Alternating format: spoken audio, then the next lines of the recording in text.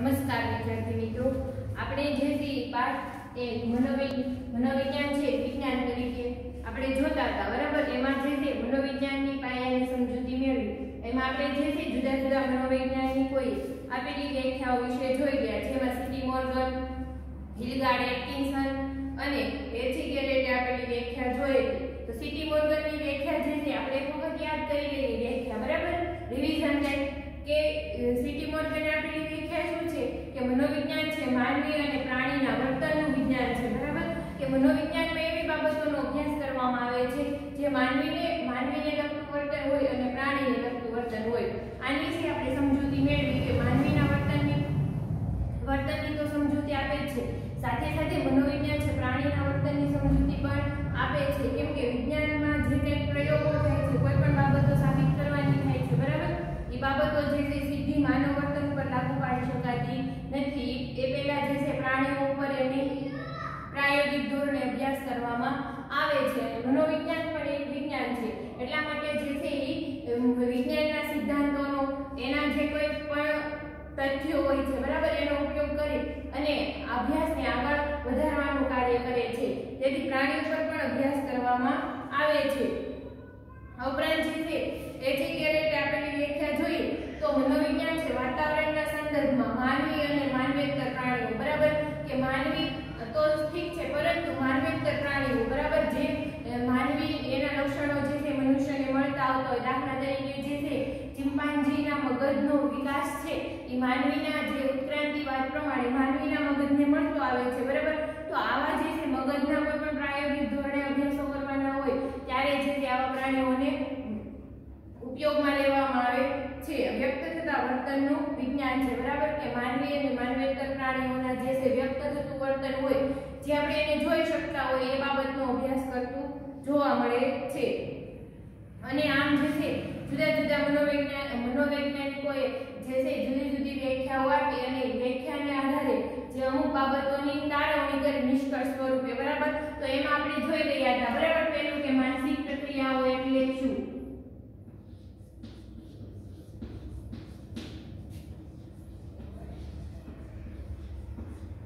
માનસિક પ્રક્રિયા છે બોધાત્મક બાબતો સાથે સંકળાયેલી છે. કલ્પના, વિચાર, બરાબર, સમસ્યા ઉકેલની શક્તિ, આંતરસૂઝ, આ બધાનો જે છે એ સમાવેશ થાય છે. કે મગજમાં જે છે આપણે કોઈ પણ બાબતનો અનુભવ હોય કે એને કોઈ પણ આપણી જે છે સ્મૃતિ હોય, બરાબર, આ બાબતની સંગ્રહ થઈ ગયેલો, આ બધી બાબતો છે માનસિક પ્રક્રિયાઓમાં સમાવેશ થાય છે.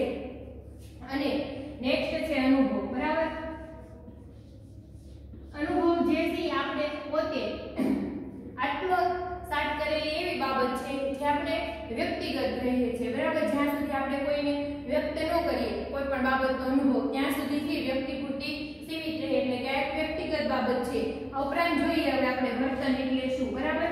આ બે બાબતની સમજૂતી મેળવી રહ્યા. હવે આપણે જોવાનું છે વર્તન. તો મનોવિજ્ઞાન જેના ઉપર ટકેલું છે એ બાબત જે છે જેના પાયામાં રહેલી છે, તો મનોવિજ્ઞાનના પાયામાં જે છે વર્તન જે છે એ મનોવિજ્ઞાનના પાયામાં રહેલી બાબત કહી શકાય, બરાબર. પ્રાણીઓ અને માનવીના વર્તનનો જે છે અભ્યાસ કરવામાં આવે છે. તો વારંવાર આ શબ્દ આવે છે વર્તન. તો વર્તનની જે છે સ્પષ્ટ સમજૂતી આપણે મેળવી શકીએ તો આપણે જે છે આપણી આજુબાજુના પર્યાવરણ વિશે સમજૂતી મેળવી શકીએ, અથવા તો આપણી આજુબાજુના લોકો સાથે, સમાજ સાથે સારી રીતે સમાયોજન સાધી શકીએ અને એને જે છે આપણે સ્પષ્ટતાથી સમજી શકીએ. તો એમાં જોઈએ આપણે વર્તન એટલે શું, બરાબર. વર્તન સાથે બે બાબત જોડાયેલી છે, ઉદ્દીપક પ્લસ પ્રતિક્રિયા. ઉદ્દીપક પ્રતિક્રિયાના જોડાણ સ્વરૂપે છે વર્તન અસ્તિત્વમાં આવે છે, બરાબર. તો આ શબ્દો પણ આપણા જે છે એક મનોવિજ્ઞાનના વિદ્યાર્થી તરીકે હમણાં નવા છે, તો આપણે જોઈએ ઉદ્દીપક એટલે શું. કે ઉદ્દીપક એટલે વસ્તુ, વ્યક્તિ કે પરિસ્થિતિ એવી કોઈ પણ બાબત કે જે આપણને પ્રતિક્રિયા કરવા માટે પ્રેરે, બરાબર. તો આપણે જોઈએ પ્રતિક્રિયા એટલે શું. કે પ્રતિક્રિયા એટલે કે આપણે જે છે કોઈ પણ બાબત પ્રત્યે કંઈ પણ રિસ્પોન્સ આપીએ, શારીરિક અથવા તો માનસિક જે હલનચલનો દર્શાવે એને છે પ્રતિક્રિયા સામાન્ય અર્થમાં કહેવામાં આવે છે. ઉદ્દીપક સામે અપાતી કોઈ પણ ક્રિયાઓ, બરાબર, એને પ્રતિક્રિયા તરીકે ઓળખવામાં આવે છે. એટલે જોઈએ તો ઉદ્દીપક એટલે દાખલા તરીકે જે છે અચાનક અંધારા ઓરડામાં પ્રકાશ થાય, બલ્બ થાય, બરાબર, અને આપણી આંખો મીચાઈ જાય, તો આ જે છે એમાં બલ્બ જે છે પ્રકાશ છે એ ઉદ્દીપક જ્યારે આપણી આંખો મીચાવી, બરાબર, જેવો પ્રકાશ આંખમાં આવે એટલે આપણી આંખો બંધ થવું, આ એક પ્રતિક્રિયા છે, બરાબર. એટલે ઉદ્દીપક પ્રતિક્રિયાના જોડાણથી જે છે વર્તન અસ્તિત્વમાં આવે છે.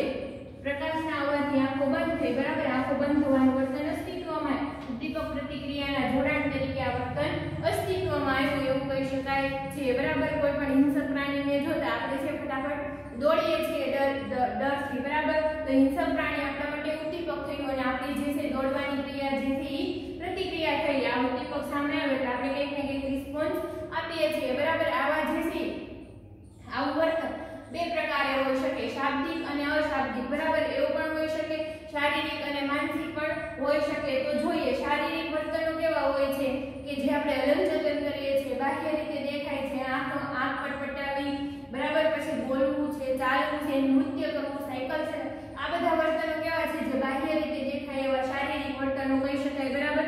જ્યારે છે માનસિક વર્તન એટલે સમસ્યા ઉકેલ, નિર્ણય લેવો, બરાબર, કોઈ પણ બાબત સમસ્યા ઉકેલ કરવો, કોયડા ઉકેલવા, આપણે કોઈ પણ વસ્તુ હોય એનું પુનરાવર્તન કરવું અથવા તો ફરીથી એને યાદ કરવું, બરાબર, સ્મૃતિ શક્તિ, આ બધા જે છે માનસિક વર્તનો હોય છે, બરાબર. આ ઉપરાંત જોઈએ આપણે અશાબ્દિક વર્તન કે જે ઈશારા દ્વારા સમજાવવામાં આવતા હોય છે, બરાબર. જે લોકોને વાચા નથી એટલે કે જે લોકો મૂંગા હોય છે, બરાબર, તો આ લોકોને જે શારીરિક અક્ષમતા હોય છે એવા લોકો પણ જે છે સારી રીતે પોતાના સંદેશાનું પ્રત્યાયન કરતા હોય એવું જોવા મળે કે બીજાને પોતાની વાત સરળતાથી સમજાવી શકતા હોય એની એક અલગ લીટી હોય છે, બરાબર. આવા વર્તનને જે છે અશાબ્દિક વર્તન કહેવામાં આવે છે. સાથે સાથે તો જે છે ચિત્ર દોરીને અથવા લખીને, બરાબર, પોસ્ટર પ્રેઝન્ટેશન દ્વારા જે થતું વર્તન છે એવા વર્તનને જે છે અશાબ્દિક વર્તન કહેવામાં આવે છે. તો આપણે વર્તન વિશે સમજૂતી છે એ હવે પાઠ્યપુસ્તક પ્રમાણે મેળવીએ, બરાબર. આ બેઝિક માહિતી હતી વર્તન એટલે શું, બરાબર. તો હવે જોઈએ આપણે પ્રવૃત્તિઓમાં વ્યસ્ત રહીએ છીએ કે પ્રતિભાવ કે પ્રતિક્રિયા આપીએ છીએ તે આપણું વર્તન છે. આ વર્તન સરળથી શરૂ કરી જટિલ કક્ષા સુધીનું હોય છે. આપણે છે પ્રવૃત્તિઓમાં વ્યસ્ત રહેતા હોય કે કોઈ પણ બાબતની પ્રતિક્રિયા આપતા હોય, બરાબર, એ આપણું વર્તન છે. અને આ વર્તન છે સામાન્ય કક્ષાથી જટિલ કક્ષાનું પણ હોઈ શકે છે, બરાબર. દાખલા તરીકે ક્યારેક જે છે આપણને તરસ લાગ્યું તો ઊભા થઈને પાણી પીવા જે સામાન્ય વર્તન છે, બરાબર. પરંતુ આ વર્તન જે છે ક્યારેક આપણે છે કોઈ પણ નવી મશીનરીની શોધ કરવામાં અથવા વૈજ્ઞાનિકો જે છે અત્યારે, બરાબર, ઈસરોમાં કામ કરતા જે લોકો છે તો એ અત્યારે ચંદ્રયાન 3 ની તૈયારી કરી રહ્યા છે, તો એ લોકોનું વર્તન કેવું હોય, જટિલ કક્ષાનું હોય, બરાબર. તો એવી રીતે છે સામાન્યથી આપણે જે છે એ જીવનશૈલીમાં સાંજથી સવાર સુધીમાં સરળથી જટિલ કક્ષા સુધીના વર્તન કરતા હોઈએ છીએ એવું બને છે. મનોવિજ્ઞાનમાં વર્તનને ઉદ્દીપક અને પ્રતિક્રિયાના જોડાણ તરીકે ઓળખવામાં આવે છે. મનોવિજ્ઞાનમાં છે વર્તનને ઉદ્દીપક પ્રતિક્રિયાના જોડાણ તરીકે જે છે એ ઓળખવામાં આવે છે એવું કહી શકાય છે. દાખલા તરીકે શિક્ષક વર્ગખંડમાં પ્રવેશે ત્યારે વિદ્યાર્થીઓ વાતો કરતા હોય છે, પરંતુ શિક્ષકના આવવા સાથે બધા જ વિદ્યાર્થીઓ ઊભા થાય છે. અહીં શિક્ષક એ ઉદ્દીપક છે અને વિદ્યાર્થીઓનું ઊભા થવું એ પ્રતિક્રિયા છે, બરાબર. આમાં જે છે ઉદ્દીપક પ્રતિક્રિયાના જોડાણ તરીકે આપણને દર્શાવ્યું છે. તો એક ઉદાહરણ દ્વારા જે છે એ સરળ માહિતી આપવામાં આવી છે કે દાખલા તરીકે જે છે શિક્ષક ક્લાસમાં પ્રવેશે એ પહેલા જે છે બધા વિદ્યાર્થીઓ નોર્મલી વાતો કરતા હોય છે અથવા તો પોતાની કંઈક ને કંઈક ઇતર પ્રવૃત્તિ કરતા હોય છે, પરંતુ શિક્ષક ક્લાસમાં પ્રવેશે એટલે તરત જ બધા વિદ્યાર્થીઓ છે એ ચૂપ થઈ જાય છે અને ઊભા થાય છે, બરાબર.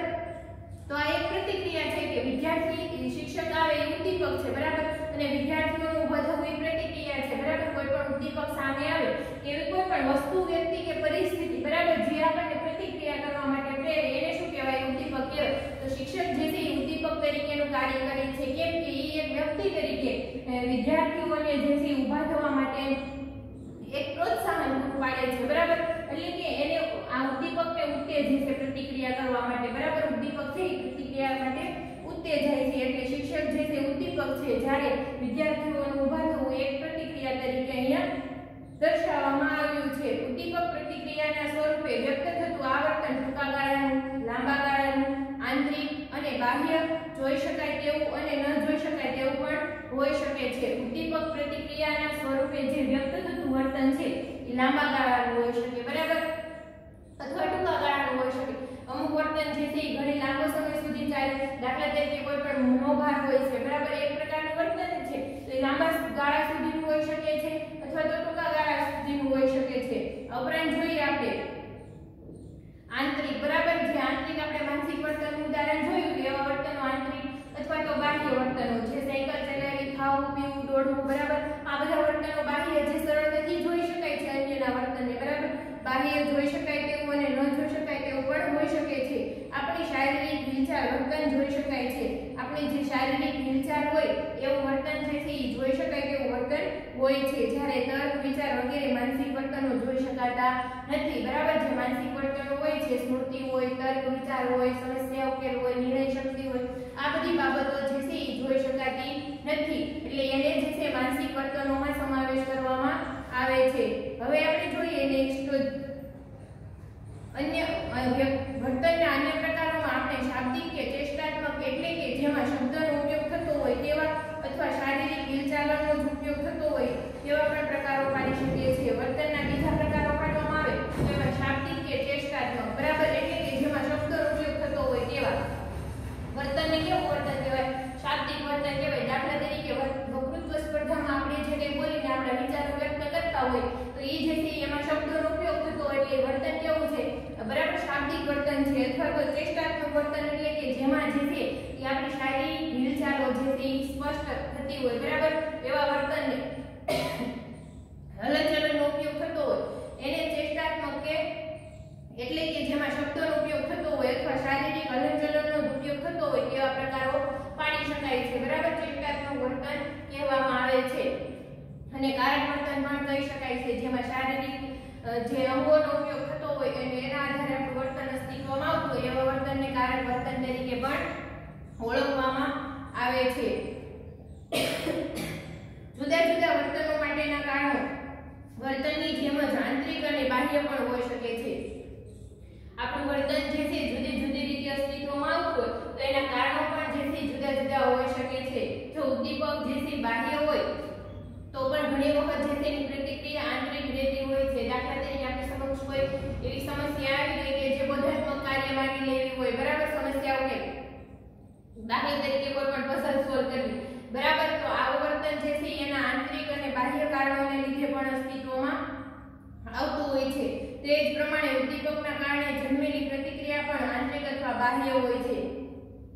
એવી જ રીતે જે ઉદ્દીપકના કારણે જન્મેલી પ્રતિક્રિયા હોય છે એ પણ બાહ્ય અથવા આંતરિક હોય છે, એટલે કે માનસિક પ્રકારની હોય છે કાં તો શારીરિક પ્રકારની હોય છે એવું કહી શકાય છે. નરી આંખે જોઈ શકાય, ન જોઈ શકાય તેવી પણ હોઈ શકે છે. નરી આંખે જોઈ શકાય તેવી પણ પ્રતિક્રિયા હોય છે અને ન જોઈ શકાય તેવી પણ હોય છે, એટલે માનસિક વર્તનો હોય છે, બરાબર. એ બધા જે છે આપણે નરી આંખે જોઈ શકતા નથી એટલે એ જે છે આંતરિક બાબત થઈ, પરંતુ જે છે આપણે શારીરિક હિલચાલો છે નરી આંખે જોઈ શકીએ છીએ, બરાબર, એટલે એ જે છે એ બાહ્ય વર્તન થયું એવું કહી શકાય છે. માનવી અને માનવેતર પ્રાણીઓનું આવું દરેક પ્રકારનું વર્તન એ મનોવિજ્ઞાનનું વિષય વસ્તુ છે. માનવી અને માનવેતર પ્રાણીઓ, બરાબર, માનવી અને પ્રાણીઓનું જે છે આવા દરેક પ્રકારનું વર્તન જે છે એ એક મનોવિજ્ઞાનનું વિષય વસ્તુ છે, એટલે કે મનોવિજ્ઞાનની પાયાની બાબત છે. વિષય વસ્તુ એટલે કે જેને આધારે આખો જે છે એ સબ્જેક્ટ ટકી રહેલો હોય અને આધારે તે સંશોધનો કરવામાં આવતા હોય વિષય વસ્તુ કહેવામાં આવે છે. એટલે વર્તન જે છે મનોવિજ્ઞાનના વિષય વસ્તુ તરીકેનો સ્વીકાર કરવામાં આવે છે. હવે જોઈએ આપણે મનોવિજ્ઞાન એક વિજ્ઞાન છે, બરાબર. તો નેક્સ્ટ જોઈએ વિજ્ઞાન એટલે શું? વિજ્ઞાન કોને કહેવાય ખરા અર્થમાં, બરાબર. આપણે જે છે 10માં એક સબ્જેક્ટ તરીકે તમે બધા વિદ્યાર્થીઓ ભણીને આવ્યા છો વિજ્ઞાન વિષય તરીકે, બરાબર. વિજ્ઞાન અને ટેકનોલોજી એટલે વિજ્ઞાનનું પૂરતું જ્ઞાન જે છે તમને હશે, પરંતુ મનોવિજ્ઞાનમાં વિજ્ઞાન એટલે શું આ બાબત આપણે સમજીએ, બરાબર. કે વિજ્ઞાન તરીકે હકીકતમાં મનોવિજ્ઞાન સાબિત થાય છે કે કેમ, બરાબર. તો આ બધી બાબતોને તો જે છે પુરાવો આપે છે કે માનસિક પ્રક્રિયા હોય, અનુભવ હોય, વર્તન હોય, બરાબર. પરંતુ મનોવિજ્ઞાન એક વિજ્ઞાન તરીકે સાબિત કરવા માટે આપણે પહેલા સમજવું જોઈએ વિજ્ઞાન એટલે શું. તો જોઈએ મનોવિજ્ઞાન વિજ્ઞાન છે. વિજ્ઞાન એટલે વિશિષ્ટ પ્રકારનું જ્ઞાન અથવા જ્ઞાન મેળવવા માટે ઉપયોગમાં લેવામાં આવતી વિશિષ્ટ પદ્ધતિ, બરાબર. વિજ્ઞાન એટલે શું કે વિશિષ્ટ પ્રકારનું જ્ઞાન. વિજ્ઞાન શબ્દ જે છે વિશિષ્ટ પ્રકારના જ્ઞાનનું સૂચન કરે છે અથવા તો કોઈ પણ વિશિષ્ટ પ્રકારનું જ્ઞાન અથવા તો આપણે જ્ઞાન મેળવવું હોય ત્યારે જે પદ્ધતિઓનો ઉપયોગ કરવામાં આવે પદ્ધતિ કેવી હોય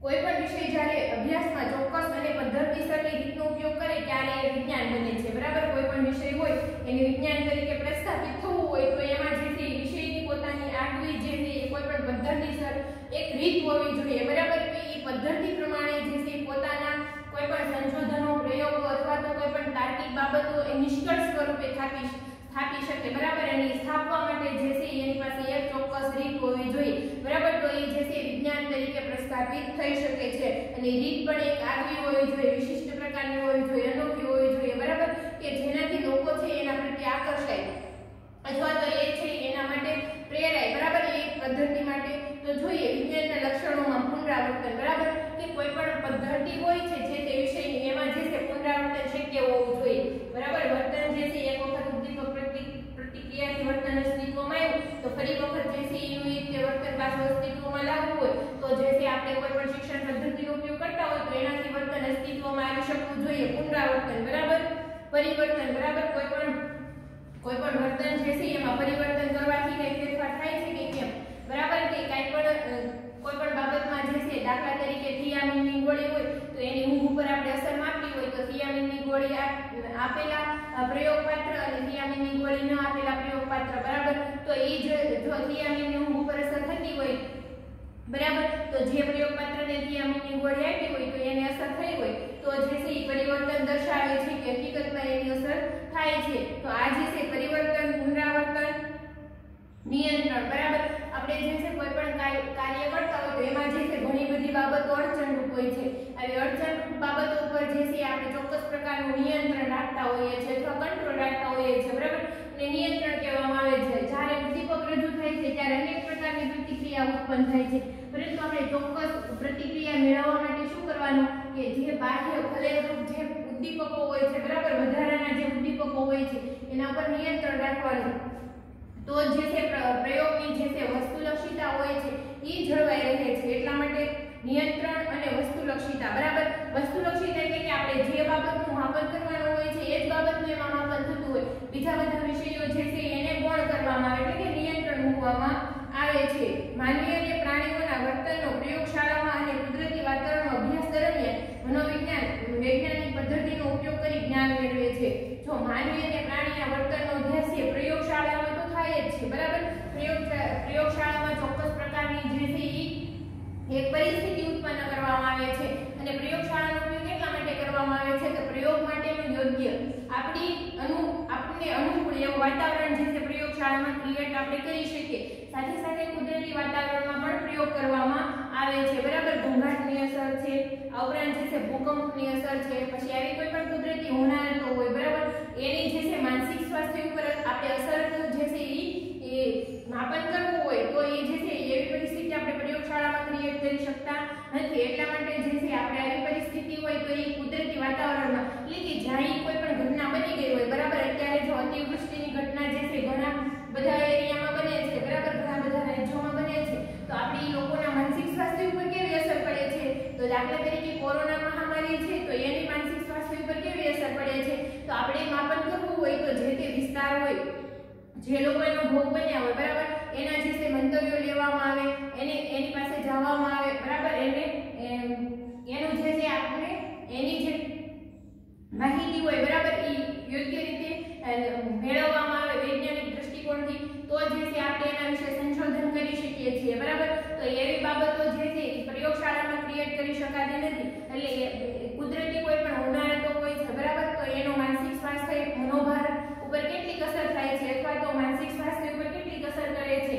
તો એનું માપન કરવા માટે આપણે કુદરતી વાતાવરણનો સહારો લેવો પડે છે એટલે મનોવૈજ્ઞાનિક પ્રયોગો જે છે એ પ્રયોગશાળામાં તો થાય જ છે સાથે સાથે જે છે એ કુદરતી વાતાવરણમાં પણ થાય છે વૈજ્ઞાનિક પદ્ધતિનો ઉપયોગ કરી અને જ્ઞાન મેળવે છે અને આ જે છે એ કુદરતી વાતાવરણમાં અને પ્રયોગશાળામાં જ્યારે પ્રયોગ કરતા હોય મનોવૈજ્ઞાનિકો ત્યારે જે છે ચોક્કસ જે છે એની પદ્ધતિ બરાબર જુદી જુદી પદ્ધતિઓ મનોવિજ્ઞાનમાં ઉપયોગમાં લેવામાં આવે છે બરાબર નિરીક્ષણ પદ્ધતિ જે છે આ ઉપરાંત જે છે બરાબર જે જુદી જુદી જે છે વૈજ્ઞાનિક પદ્ધતિઓ હોય છે બરાબર તો એ અવલોકનાત્મક પદ્ધતિ આ બધી પદ્ધતિનો જે છે અનુકરણ આ બધી પદ્ધતિનો ઉપયોગ કરતા હોય છે બરાબર પ્રયોગ પદ્ધતિ જુદી જુદી જે છે એમાં જે છે ચોક્કસ બાબતો ધ્યાનમાં રાખવાની હોય તો આવી બધી બાબતોનો એ ઉપયોગ કરતા હોય છે, ત્યારે એ ચોક્કસ એક પદ્ધતિનો ઉપયોગ કરી અને જ્ઞાન મેળવે છે.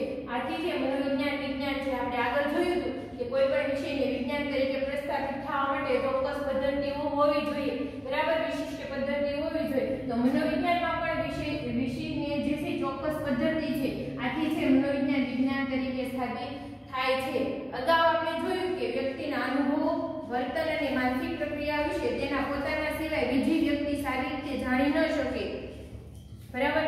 આપણે જે છે અગાઉ જોયું કે આપણું જે છે અનુભવ હોય, આપણું વર્તન હોય અથવા તો આપણી માનસિક પ્રક્રિયા હોય, એના વિશે આપણાથી વધારે અન્ય કોઈ વ્યક્તિ જાણી શકતા નથી. પણ જ્યાં સુધી વર્તન વ્યક્ત ન થાય, અનુભવો વ્યક્ત ન થાય ને આપણી માનસિક પ્રક્રિયાઓ આપણે વ્યક્ત ન કરીએ ત્યાં સુધી જો કોઈ પણ બાબતે વ્યક્ત થઈ જાય ત્યારે સામેના વ્યક્તિ આપણા વર્તનનું ઓબ્ઝર્વેશન કરી અને આપણી જે છે એ લાગણી, અનુભવો અને આ બધું જે છે જાણી શકે છે. પરંતુ જ્યાં સુધી વ્યક્ત ન થાય ત્યાં સુધી જે છે એ વ્યક્તિગત બાબત રહે છે, એટલા માટે કોઈ જાણી શકતું નથી. મનોવિજ્ઞાન માનવીને આ ત્રણેય બાબતો વિશે વધારે આધારભૂત માહિતી મેળવવા વૈજ્ઞાનિક પદ્ધતિનો સહારો લે છે. જો આપણે કોઈ પણના વર્તન વિશે, માનસિક પ્રક્રિયા વિશે, અનુભવો વિશે આપણે માહિતી મેળવવી હોય તો એ જે છે એક ચોક્કસ વૈજ્ઞાનિક પદ્ધતિનો ઉપયોગ માહિતી મેળવવા માટે વૈજ્ઞાનિક પદ્ધતિનો સહારો લેવો પડે છે.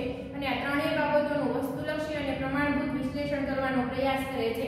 માહિતી મેળવ્યા પછી એનું જે છે એ વસ્તુલક્ષી રીતે, પ્રમાણભૂત રીતે વિશ્લેષણ કરવાનું હોય કે કોઈ પણ વ્યક્તિનું વર્તન જે છે અસ્તિત્વમાં આવે છે તેની પાછળ કયા કયા કારણો જવાબદાર છે, બરાબર, કેવું વાતાવરણ છે એટલે કેવું વર્તન અસ્તિત્વમાં આવે છે. દાખલા તરીકે ગરમીનું વાતાવરણ હોય ત્યારે સ્વાભાવિક જે છે આપણામાં ઉશ્કેરણીની અથવા આક્રમકતાનું વર્તન છે વધારે જોવા મળતું હોય, બરાબર. તો એની પાછળના કારણો છે એ ગરમી અથવા તો એવા કોઈ પણ ફેમિલીના કારણો પણ જવાબદાર હોઈ શકે, બરાબર. આવું જોવા મળતું હોય છે. તેને વ્યવસ્થિત અને ચકાસી શકાય તેવી રીતે સમજવાનો અને વર્ણવવાનો પ્રયાસ પણ કરે છે.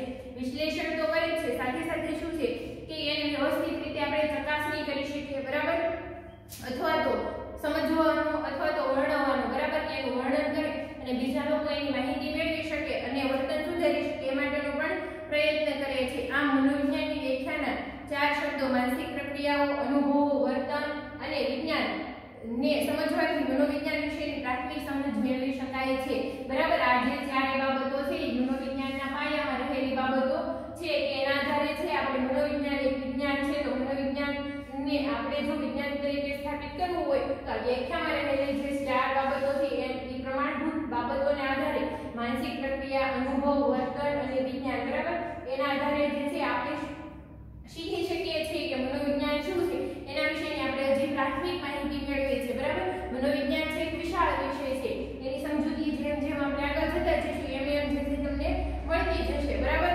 એટલા માટે જે છે આ એક પ્રાથમિક સમજ તરીકે આપણે જે છે માનસિક પ્રક્રિયા, અનુભવ, વર્તન અને વિજ્ઞાન તરીકેની સમજૂતી મેળવી, બરાબર. હવે જે છે આપણે મનોવિજ્ઞાનના સ્વરૂપ વિશે જોવાનું છે.